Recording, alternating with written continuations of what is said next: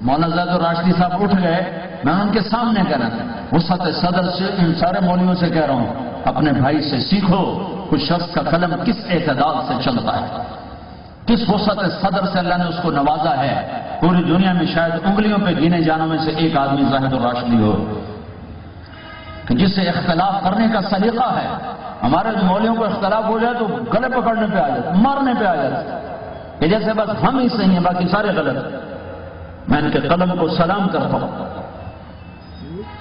کہ مخالف سے مخالف آدمی ان کی تحریر پڑھے گا تو کہے گا کہ یہ شخص ناصح امین ہے، یہ میری خیر خواہی میں لکھ رہا ہے، یہ میرا دشمن نہیں۔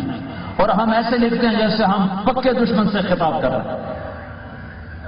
سیکھو سیکھو، طلباء بھی ہیں، علماء بھی ہیں، وسعت صدر سیکھو، اخلاق سیکھو، درگزر سیکھو، رائے کے اختلاف کو برداشت کرنا سیکھو۔ عجب اس شخص کا قلم ہے، عجب قلم ہے۔